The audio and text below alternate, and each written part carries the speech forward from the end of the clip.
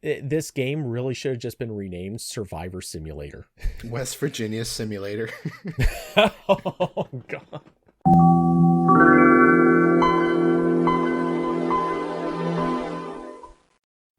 Welcome to Tech Tales. I'm Corbin Davenport. And I'm Cody Toombs.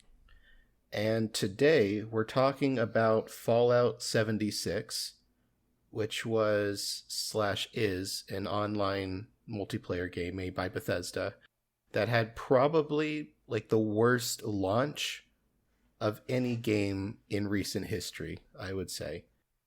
It's not like the worst game ever made, I don't think, but it definitely, at least with the launch and its development, kind of everything that went wrong did go wrong, and it's very fun to talk about.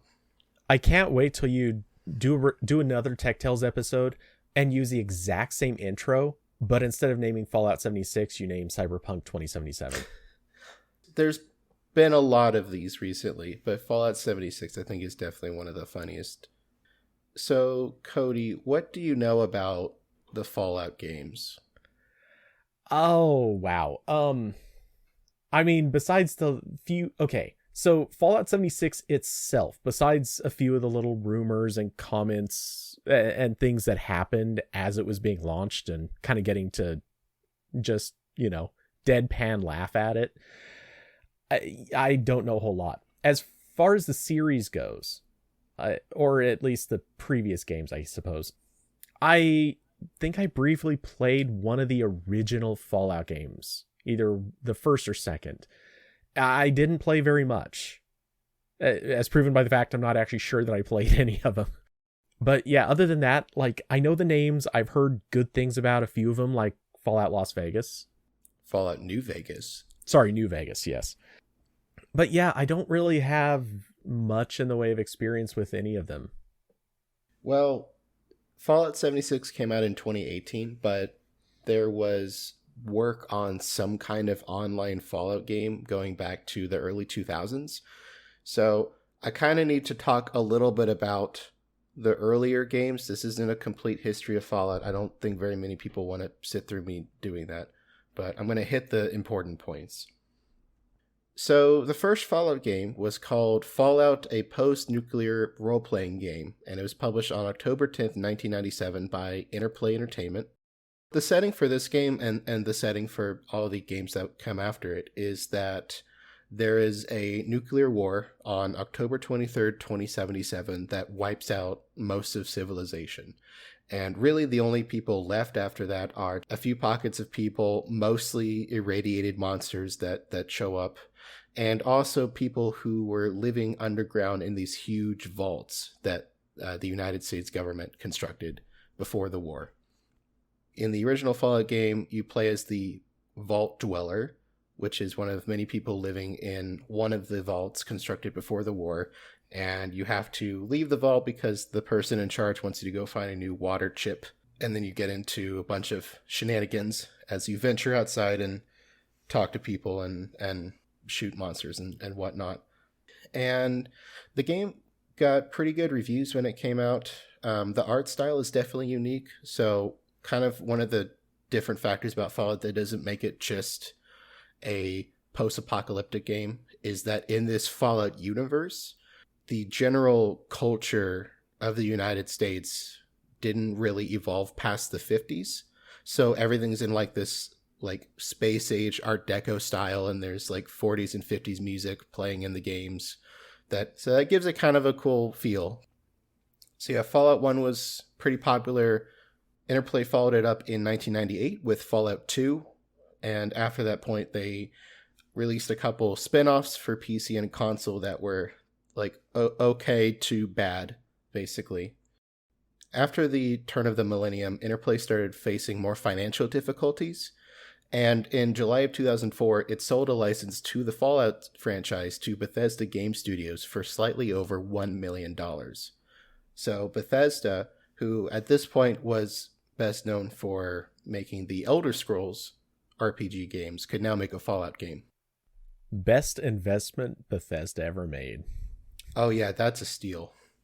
Around that time, Interplay filed a Form 8K to the United States Security and Exchange Commission, also known as the SEC, which described a potential Fallout massively multiplayer online game they wanted to make. So the document said that Interplay was aiming to start working on an online Fallout game in January of 2007 with a release date of July 2010. And I'm going to read from that SEC filing here. They said, quote, "The Fallout MMOG will be developed in the highly recognized Fallout post-nuclear apocalyptic world, giving consumers an ongoing virtual experience of today's life as if the Cold War, which lasted for the best part of the second half of last century, had led to a nuclear disaster. The budget for the Fallout game totals $75 million and will be funded by Interplay, its development and distribution partners." Quote. Now, it's important to say at this point, Interplay was like not doing great. So they would have had to raise a lot of money to make this happen. Yeah, Interplay is one of those companies that when I think about it, my recollection of Interplay is it was a name that was everywhere when I was young. Yes. And yeah, their heyday was definitely in the 90s. I honestly, like, as I'm looking over a list of games the company made, it's amazing how many are recognizable as early days of Windows territory. But yeah, not a whole lot of their list really persists past that. Honestly, I kind of thought the company may have been bought in the early 2000s. So in April of 2007, Bethesda Softworks purchased the rights to the Fallout franchise from Interplay for $5.75 million. So Bethesda now owned all the rights to Fallout. However, they also agreed to license the franchise back to Interplay specifically for its online game. Basically, Bethesda and Interplay switched places here, where Bethesda now owned Fallout as a brand and franchise, and Interplay was now licensing it for its online game. The terms of that deal were a lot of it was kind of standard for a licensee deal. It said that Interplay had to secure at least $30 million in financing for its game within 24 months or the rights would default back to Bethesda. And it also said that they had to release the game within 4 years of when this was signed in April 2007, or they would lose the license. And there was a bunch of other terms, like it needed to the online game needed to have a certain number of players, it needed to make a certain amount of money. Interplay agreed to pay Bethesda 12% cut of the game's sales and subscription fees.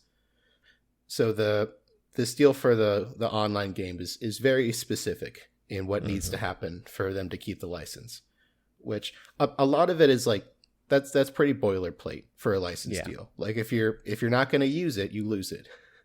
That's how all these work. Yeah, pretty much. So they signed this deal, and in late 2007, Interplay reopened its in-house development studio to start development of this online Fallout game. So again, they didn't have their own like internal game studio anymore.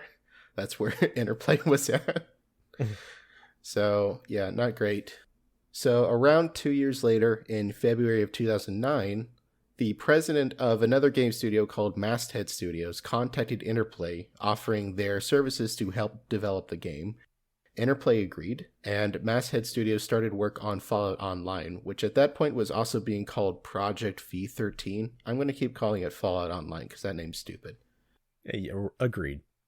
So I'm going to send you some concept art and very early screenshots that Masthead released for their Fallout Online game. And this link and everything else we look at and watch and all the sources for everything are in the show notes if anyone listening wants to also have a look. It's mostly like painted concept art, but there are also, I believe, 2 screenshots from their very early engine. And I don't think they settled on where this game would be located. That's a big thing with Fallout games where like each one kind of takes place in a different region of the United States. So you have like elements of that real life area that bleed into the game. I don't think they said where this one would have been. There's some concept art for Seattle, but I don't know if that's where they were planning to have it or not. Yeah, you can obviously rotate quite a bit. That being said, I'm also seeing a desert scape in here. Yeah, like they have concept art for Seattle, and then other things that are very clearly not Seattle. Yeah, this is some Arizona, New Mexico kind of stuff going on. Yeah, I am getting some New Orleans out of a couple of these concept arts. Oh geez, this Winterscape one looks like it could be like a future New York City, like at a Central Park kind of thing. So that's happening around 2008, 2009. In 2008 is when Bethesda releases its first Fallout game, which is Fallout 3, and it's a huge success. Like, this Fallout 3 is consistently in those like best games of all time list. Like, it has the open world elements that they did really well in their Elder Scrolls games, but it's in the Fallout style. And this game ends up shipping 5 million copies in its first week, which is pretty impressive for the time. So Bethesda definitely has a hit on their hands with that, while this very slow work on Fallout Online is happening. So in September of 2009, Bethesda ends up filing a lawsuit against Interplay, attempting to stop the development of Fallout Online. And this lawsuit is very long, and most of it's pretty boring, so we're just gonna do the spark notes here.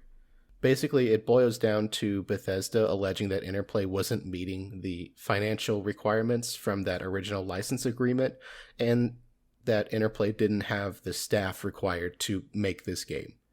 So basically, their argument was like, you agreed to have this amount of money, you agreed to have X number of staff working on this, but we don't think that's actually happening. Yeah. I didn't write this down, but I think that actual announcement about the start of Masthead Studios working on Fallout Online, that was kind of like the actual start of development in quotes. And I think that was like a matter of days before that original deadline of you have to start development within 24 months. Mm-hmm. So, yeah. Yeah, Interplay was pretty much just going to fail anyway, so. Bethesda also had a lot of other beef with Interplay in this lawsuit. They weren't a fan of Interplay selling a bundle of games they called the Fallout Trilogy, which included Interplay's Fallout 1, Fallout 2, and Fallout Tactics Brotherhood of Steel. It did not have Fallout 3 in it, which you might think it would be in there if it's called Fallout Trilogy. Yep. So Bethesda was like, hey, we don't like that you're doing that. And of course, like, Interplay has the rights still at this point to distribute their games, but they're not distributing Bethesda's games. And Interplay also had some complaints they brought to the table. Their main one was that they were working on a tabletop adaptation of Fallout called Fallout Pen and Paper D20. And after Bethesda took over the license, they told Interplay they couldn't make that anymore. So Interplay was a little bit upset about that. That game did eventually get released, just with a different name and all of the Fallout elements removed. So, again, that lawsuit's really long. There's more details about it that I don't really care about. But it finally is settled out of court in January of 2012. So this takes a while. They always do.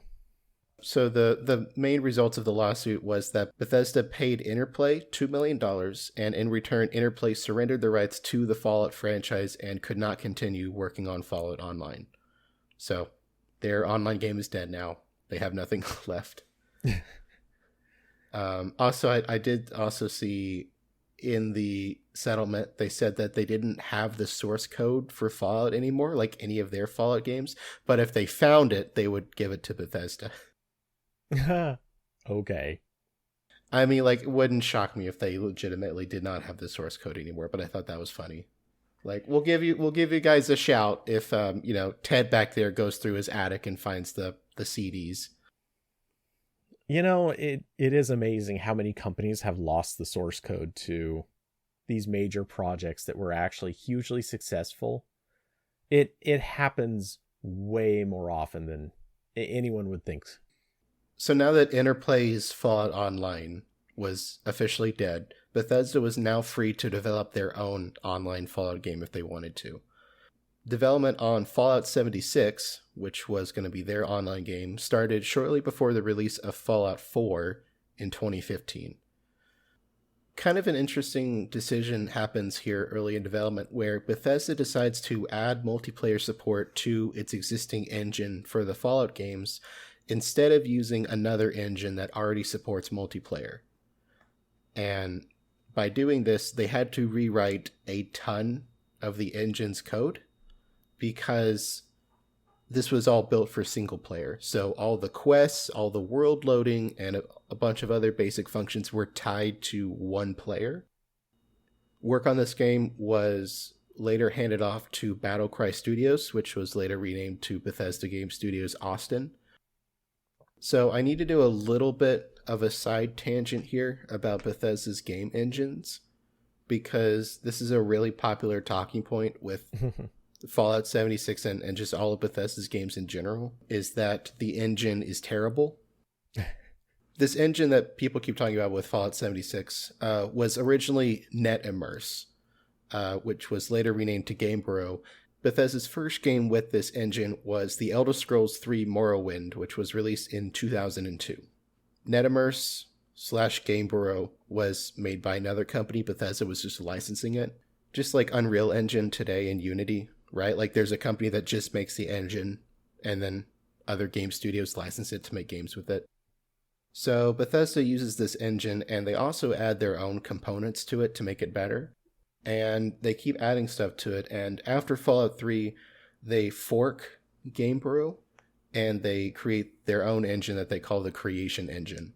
And it's still very much based on NetImmerse and Gamebryo and everything, but they've done a lot to it. Like they've rewritten all the rendering. There's a custom component for physics. They're using other third-party stuff for rendering stuff like trees and foliage and skies and everything else. So even though like this is kind of the same engine in quotes that they've been using since 2002, like every time they make a game, they rewrite huge chunks of it. This is one of those things where sometimes old software really has it can be a messy story, because sometimes you have a piece of software where they at one point had maybe some really grungy code, some stuff wasn't very well optimized, maybe it was built for hardware that just isn't a factor anymore, and you just gut it, replace it, and what you replace it with can be really good. No guarantees it's going to be really good. It honestly could be much worse. But the practical reality is you can replace sometimes very old things with something new and better optimized. And then there are other times where a piece of code that you've written necessitates that you keep doing things to keep it working or to make it better. And those things are inherently worse for the total package of code. The truth of the matter is, a lot of times game engines do have these kind of long-reaching decisions, but if at a certain point you can sit down and just commit to saying, hey, we need to fix this thing because it's costing us so much, you can do it. And, by all accounts, they have done it. Not to say that they haven't made other mistakes along the way, but they have fixed a lot of their old mistakes too. Yeah. Like a lot of the bugs that happen in these games, like they aren't inherent to this core code. It's just like, oh, we didn't play test it enough. Again, not to defend Bethesda here. I'm really trying not to defend Bethesda. No, it's possible for a company to do something bad or poorly, and it's just a side effect of, hey, they happened to accidentally do something bad or poorly more than once. It right. Doesn't mean that they kept perpetuating the same original mistake. They just made that same mistake multiple times. Or as what happens so often, the problem is not the core technical code or decisions they made about the engine. It's management, right? Oh, like yes. This game has to come out at X date. If you're not done fully testing it by then, well, don't worry about it. We'll fix it later, right? This is kind of the unraveling of so many tech products that maybe are good, but just the classic trope of management ruins everything. Yeah, that's painfully often true. So yeah, all that is to say that the decision to keep using this engine for Fallout 76 is like one of the more contested parts of the game. We're going to skip ahead now to E3 of 2018, which is when Bethesda officially reveals Fallout 76. We're going to watch part of this announcement from Bethesda at E3, not the whole thing because it's really long, but we'll watch a part of it. Vault 76, one of the very first vaults to open, was built to celebrate America's tercentenary, which is an awesome word, by the way. Like, that's your word of the night, tercentenary. You are one of the very special few selected to be an occupant and spend 25 years underground waiting for Reclamation Day, the day the vault opens.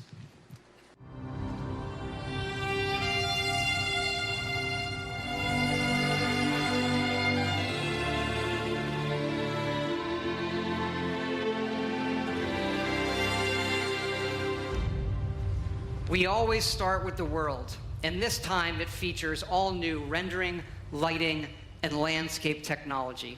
It allows us to have 16 times the detail and even view distant weather systems across the map. Now, most people don't know West Virginia that well. It is an incredible array of natural wonders, towns, and government secrets. This is where the actual nuclear secrets are.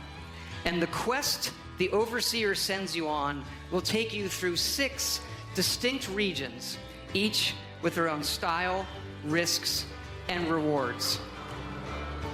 There's plenty of cool new Fallout creatures, and we even use the folklore of West Virginia to bring our Fallout versions to life.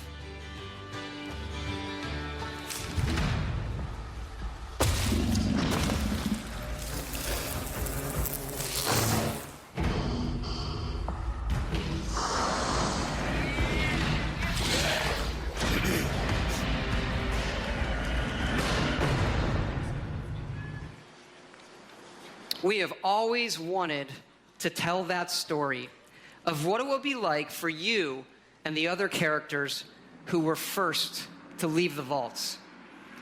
But there is one big difference with this game. It's that each of those characters is a real person.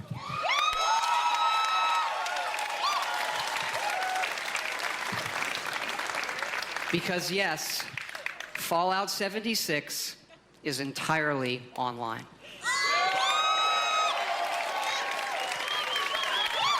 Okay. I know, there's a lot. You have like 1,000 questions right now. So I'm going to go through them in order. Now, I'll hit a couple of the big ones. First, of course, you can play this solo. All right? You'll be who you want, exploring a huge world, doing quests, experiencing a story, and leveling up. We love those things about our games too. It would not have it any other way. But also, like many of you, we have always wanted to see what our style of game could be with multiplayer. So many of us talk about experiences in our games, but we've never experienced them together. So about 4 years ago, we hit upon an idea that is perfect for Fallout. Open world, survival, every person and character is real.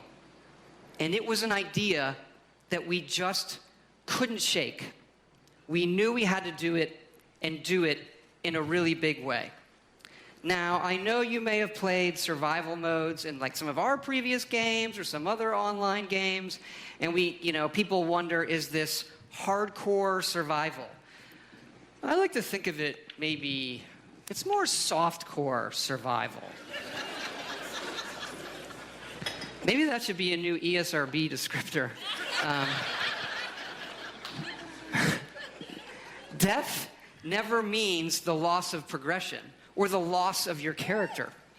Your character isn't tied to one server. As a matter of fact, you'll never even see a server when you play.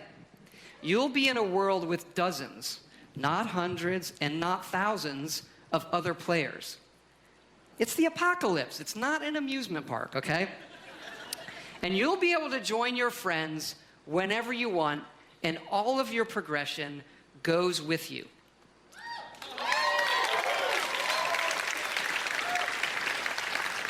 When we think about games, we think about worlds and the choices that you can make, the stories that you create and tell yourself. By creating a wide open world with very few rules, we have a game more than any game that we've ever done where the choices are yours, where you'll decide what happens. You'll decide the heroes and you'll decide the villains. So that was Bethesda introducing Fallout 76 for the first time. It follows the same basic formula as most of the other games, where you're living in a vault and you leave the vault to go explore post-apocalyptic United States. In this case, the vault opens, I believe, 20 years after the bombs fall, so it takes place before all the other games. Yeah. I do know, and like he said, what was it like to be the first to come out of the vaults? Because yeah, some of the that's one part of the lore I did know was Fallout 76 was basically your It's kind of like prequel sort of.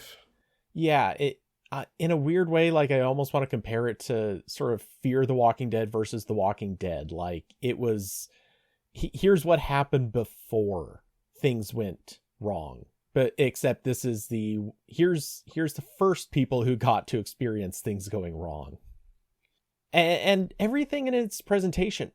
I want to play this game. He's hitting on all the things that I like. MMOs, one of the things that has always been a huge turnoff to me was looking around and all you see is names hovering over some crappy looking avatar in just massive amounts. It's almost like just the sheer number of people in any given area. It's sort of like being at a concert. It's just packed, and it's awful. And sort of that, like, do you want to play alone or do you want to play with friends? Both of these are things that can happen, but there can also be a few other people that you'll encounter, which that's a good experience. That's the experience I think a lot of people actually like in these games. And it is pretty difficult to hit that balance of an online game that is also fun if you don't have friends playing it. Mm-hmm. Which I know there's a lot of games that I've played and they lean very heavy into the online, and I can tell like this would be fun if I was playing it with other people I know, and I just wasn't, like you said, surrounded by hundreds of random people running all over the place. Yeah. I think that is a good meta takeaway from this game announcement, is that Bethesda's kind of trying to do everything, right? They're trying to have this huge open world game that's very detailed. They're trying to have a story element. They're trying to make it fun for both single player and multiplayer, and they're building all this on top of this engine that is a benefit in a lot of ways. Like they can have the same sorts of worlds and XP and everything that they've had before, but also has all these other technical challenges to it. So that was sort of the reveal event. What they did show before this was the trailer, which we're now going to watch.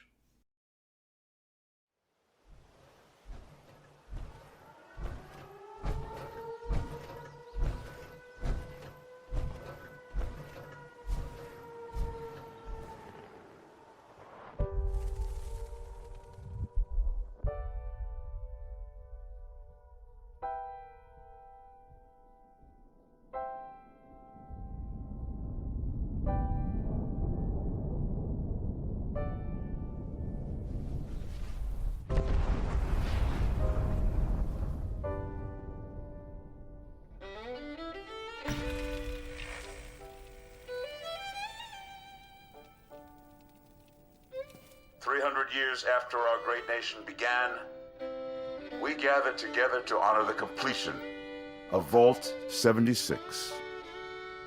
This sprawling underground shelter may have been engineered by Vault Tech, but it was built by you. So that if the bombs do come, our way of life will endure.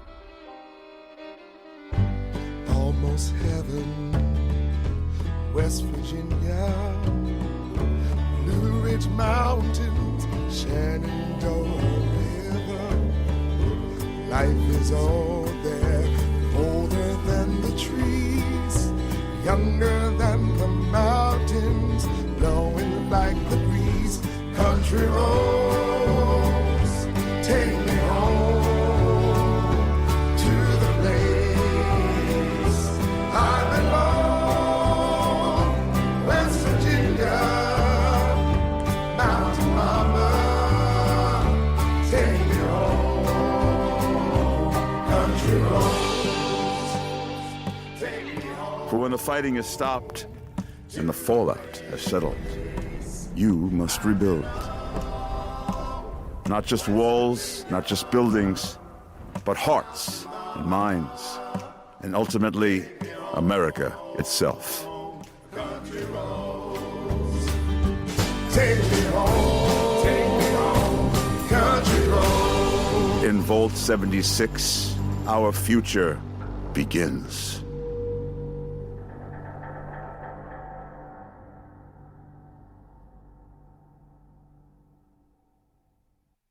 Nice. I had to look it up because I knew I recognized the voice. That was Ron Perlman. Perfect voice actor for that. But yeah, that's it. They did everything right in terms of promoting this. Man, it really just looks and sounds like the perfect game. They weren't lying when they said they made all those improvements to the engine for lighting, and they have, there's like weather systems in the game where you can see it coming from a few miles away, like in real life when there's rain coming. Like there's some cool stuff going on here. It looks like a really nice looking world. Yeah. So that's the trailer. Again, that was shown off at E3 2018, which was, I think, in like June or July. The game was finally released on November 14th of 2018, and reviews were not good. So I'm going to send you a snippet of IGN's review, and you can read that for us. Bethesda's ambitious idea to replace all human NPCs with other players results in a lack of meaningful interaction with the world. Other than 20-something other players spread so thinly over a massive map that chance encounters are rare outside of quest locations, just about the only voices you'll hear are recordings of long-dead quest givers, robots, and AI constructs who simply deliver information at you. Where past Fallout games have more than made up for some of their frustrations with brow-furrowing questions like whether to destroy the town of Megaton or what should become of the New Vegas Strip, there's no opportunity for the morally tricky decision-making in Fallout 76 because no one talking to you can hear you. This is like the main problem with this game, is that Bethesda tries to do this thing where every other human in the game is another player. So there's no, unlike basically every other RPG in existence, there's no non-playable character for you to talk to and interact with to progress the story. The story is progressed through like recordings, kind of like the Borderlands games in some parts. Mm-hmm. It's progressed through notes you find. It's just, it's very boring. Like, it's not fun. Yeah, what gets me here is that's actually true to what would happen. If you're the first people to leave this vault, presumably you would only be running into people from that vault. Or in theory, maybe a couple of other vaults that might open around the same time, though I guess that's not really a thing. But I get why they would do this. It makes sense from the story. It makes sense from the premise of the game. But yeah, the problem is that gives you so little to interact with. It gives you a lot of exploration to do, but nothing to interact with. Though now that I think about it, I also think back to Horizon Zero Dawn. Aside from the few instances where you go into towns, that game is basically you just going around completely on your own. And it was perfect for it. This, not so much. Yeah, so that was IGN's review. I'm going to read part of the review from Rock Paper Shotgun now, which I thought their review was pretty funny. So they said, quote, "The saddest thing about Fallout 76 is there's no shortage of talent on display, but it's all been wrapped around design choices so ugly as to make it meaningless. If only it had stuck with its opening premise, a game where you and a load of other randos are chucked into a chaotic wilderness and told to build a nation. Players need to group up to take on larger bosses in public events, but for the most part, the fact that play revolves around reading and listening to the words of dead NPCs means it's quite awkward to accomplish while chatting to someone. The best fun I had in Fallout 76 was when I got chatting with a German man named Marcel after we met during a confounding public duel against farming robots. Neither he nor I had any real idea what we were meant to be doing in the game at large, so we just hung out and built a shed using the game's buggy but splendid construction system while talking about the weather near Berlin. After a while, we felt guilty for not doing the work assigned to us by the game, and so we wandered off to begin grimly seeking audio logs once again." Oh, wow. It's weird how bleak that sounds as a gameplay element. It's mostly the people playing the game that are making it fun. Like I saw a couple news articles from when this game came out where there were like people pretending to be NPCs that would just hang around where like the main spawn area was and like help you out. Okay, that's awesome. Yeah, it's fun. So the last review I want to go over was from Windows Central, and this one is a little bit more positive. So I'll send this one to you to read. Yay, I get the happy one. Despite all the negativity surrounding Fallout 76, I've still found a lot of reasons to enjoy the game, and to be excited about its future. Exploring a Fallout-style world with a friend or three is as fun as it is in any game of this type, albeit with a genre-defyingly dense open world. Typical survival games that preceded Fallout 76 tend to be barren sandboxes, leaning heavily on player interaction as the basis of play. Bethesda seems to be attempting to bridge the gap between its single-player RPGs the studio is known for with some of the dynamism that only comes via multiplayer. That's the other comparison point you can make with this game, where it's kind of a survival game. So if that's the comparison point, then Fallout 76 is a lot more fun. But people are comparing it to Bethesda's other games. I was also thinking about this earlier, and it just has to be said because it won't leave my brain. This game really should have just been renamed Survivor Simulator. West Virginia Simulator. Oh, God. Yes. That would work too. So those are some of the reviews. There's a lot more. Most of them are negative. It quickly followed to a user score of 2.4 out of 10 on Metacritic. A lot of the complaints from players, some of it was mirrored from those reviews where people are just like, this is a boring game. But also there's some other aspects of the game that are really unpopular. The main one was that Fallout 76 on PC was only available through Bethesda's game launcher. It was not available through Steam, where all of Bethesda's other games were. So people didn't like that they had to go download a different thing that maybe didn't work as well as Steam. Also, Bethesda's game launcher didn't have the same return policies and support options as Steam. So it's kind of more difficult to get a refund for the game than it is if it was on Steam. It may not have been intentional. I mean, realistically, this probably wasn't Bethesda being like, "Ooh, we're gonna play a trick on people," because I mean, that doesn't really work in the real world. People can just like do chargebacks on their cards and stuff like that. But yeah, this is like I don't think they made their launcher with the express purpose of making everything difficult, but that's just what happens. Yeah. Because now it adds to your sort of negative user experience, and players now just hate you for another reason. You really don't want that on a game that's going to have problems at launch. So besides the game just kind of not being that fun, there's also an extraordinary amount of bugs with this game at launch. It is horrific how much is wrong with this game. Bethesda's games are kind of always known for being buggy, right? Like, this is just a thing that happens with Bethesda games. But Fallout 76, because they rewrote so much of it, and because it's online and because of all these other factors, it's just a total mess. Each thing just multiplies the bugginess. Yeah. There's all the usual Bethesda game bugs of, like, player models being broken, of, like, textures maybe not working sometimes, you getting stuck in objects, or, you dying for no reason, whatever. But there's also a lot of other bugs that are much worse. One of the main problems initially that was actually fixed before the game left beta. This had a beta period that it probably should have stayed in beta longer. But during the beta, someone realized that the physics and game speed code in Fallout 76 was tied to the frame rate, just like all of Bethesda's earlier games. So when you unlocked the frame cap by modifying the game files, it caused the player to run faster. So you could go faster than other people if you uncapped your frame rate. Oh god. Yeah.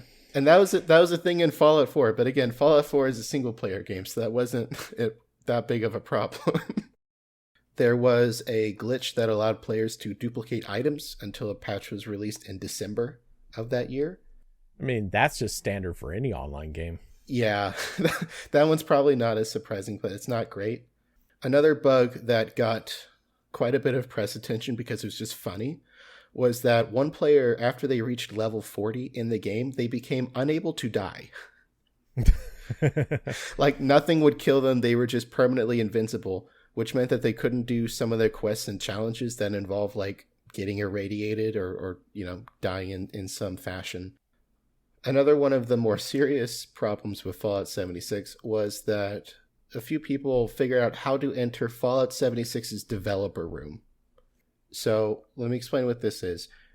In basically all of Bethesda's recent games, there is a developer room that you can get to usually by entering, like, console commands, like hacking the game. And basically it's this area that you cannot get to in the real game that contains every item, every piece of armor, and it's mostly made for, the people making the game to test everything in one place. It's basically the loadout room from The Matrix. Yes. All the gun racks. Yeah. Like, there's videos of this on YouTube. Someone screen recorded themselves going into it. And yeah, it's just like lined up every piece of armor, a bunch of, like, boxes with all the construction plans for stuff you can build, including stuff that hadn't been added to the main game yet. Also in that room was an NPC named Wooby. And it was just this guy that was probably used for, like, weapons testing in the developer room. And at launch, this would have been the only NPC in the game. Was in the developer room, and he's named Wooby. Oh, perfect. So items were taken from the dev room, and then, according to some reports, they show up on, like, eBay, and there's a subreddit called Market 76 where people were trading this stuff. Bethesda's initial solution to this is to start flagging accounts that enter the dev room and then banning them. But then people get around this by entering the dev room and then handing off their items to a secondary account before their first account gets banned for entering the room. Like the second account is like a drug mule in this situation. Oh, geez. I'm just shaking my head right now. Like, it's a reflex. I can't help it. Bethesda banned a bunch of players from Fallout 76 for using mods and cheat programs around December of 2018. Some of those players claimed they weren't actually hacking. What was funny, though, is that Bethesda sent emails to some of the players, and I'm going to read part of the email they sent out. They said, quote, "If you would like to appeal this account closure, we would be willing to accept an essay on why the use of third-party cheat software is detrimental to an online games community for our management team to review." Quote. Oh, what that? Oh, okay. Please tell Bethesda why you've been a naughty boy. Yeah. What are they gonna do next? Like walk from player keyboard to player keyboard and like wrap you on the wrist with a ruler because you like what? Come on, no. Todd Howard will come to your house and personally slap you in the face.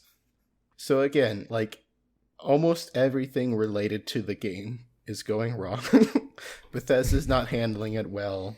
The game's a buggy mess. Even if the game wasn't a buggy mess, it's just not that much fun for most people. Like there are people having fun with this game, but overwhelmingly the reaction is like, this is not that fun. One final chain of events I want to talk about with Fallout 76's launch is the nylon bag controversy. Oh God. Did this come onto your radar at all? This thing about the Fallout like nylon bags? It sounds vaguely familiar. I have a feeling as soon as you tell me I'm going to remember it. Wasn't it like a pre-order gift? Yes. So Bethesda sold a special Power Armor edition of Fallout 76 for $200. This Power Armor edition in the box was supposed to include a canvas duffel bag, a Power Armor helmet you could wear that was like helmet sized. I don't know if it was a good helmet or not, but it was helmet sized. It had a steel case for the game. It had some figurines. It came with like digital items you could redeem once you set up your account. Kind of, usual special game edition package stuff. Right. I'll send you a image of the advertisement for it that kind of shows everything in the box. It's not quite the right shape for it, but it looks like your typical go bag kind of thing. Yeah. And yeah, it's like a small duffel bag. It says West Tech on it, which is one of the companies in the Fallout universe. So then when the Power Armor Edition finally showed up, people discovered that the duffel bag from the picture was actually a low-quality nylon bag. Like, it didn't really look like anything from the box. yeah. So people complained.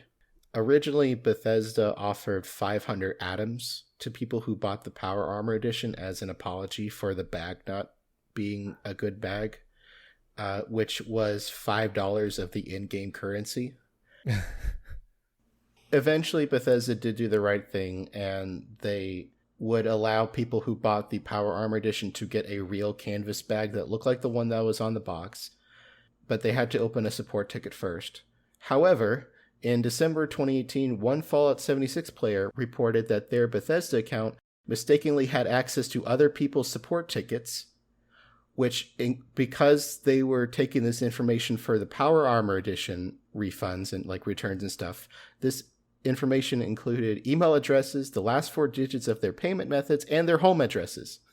Spectacular. Again, just like the actual game, everything is going wrong that can go wrong. Oh, geez. Basically, the entire launch for Fallout 76 was just a series of really terrible mistakes on Bethesda's part and a whole lot of bugs. And yeah, Bethesda did start rolling out updates for the game to fix a lot of the complaints, to fix a lot of the bugs. The first major update was called the Wild Appalachia update in March of 2019. And that added some new quests, some new events, and updated the crafting systems. There's another major update in April of 2020 called the Wastelanders update, and this added a new main quest line and added actual NPCs to the game. So that addressed the main core complaint, which is there's no one to talk to in my Fallout game. Yeah. There's another major update in November called Steel Dawn that brought the Brotherhood of Steel faction. And there's been other updates since. They have more, we're recording this at the very start of 2022. They have a bunch of updates planned for this year as well. It definitely got much better after launch. Like, I think I played the beta when it was new, and it was kind of boring to me, and also it didn't really run on my computer at the time, so I didn't play a whole lot of it. But I did go back to Fallout 76 in 2020. Like, that was one of my main like pandemic games. Like, everyone had their game that they spent way too much time in when during that time. and that was one of mine, and I enjoyed it. Like, it's still got a lot of problems, but it's pretty fun at this point, at least to me. I've heard people say that it definitely improved a lot since release. And to be fair, it's kind of hard not to, but Yeah. Only way to go is up. sometimes, yeah. Not too many games get substantially worse over time. Let's say that. The fact that it made its redemption sort of is definitely a plus. I mean, there's a reason why there's kind of this wide understanding that you should just generally wait for a Game of the Year edition to come out, because by the time that does, all the bugs are fixed. You now get all the content that should have been there at launch, and it's at a price people actually want to pay. Right. Basically, yeah, Game of the Year edition is pretty much the actual experience everyone wishes they could have at the start of a game. Yeah, that's the launch of Fallout 76. Cody, you got anything you want to plug as we wrap up? If anyone wants, I would recommend following me on Twitter at Cody Toombs. That's Cody_Toombs, TOOMBS. And also just keep listening to Tech Tales, because let's be honest, I keep doing them. The fine listeners at home don't know this, but you have signed a contract with me where you have agreed to come on as many times as I would like for the next 700 years.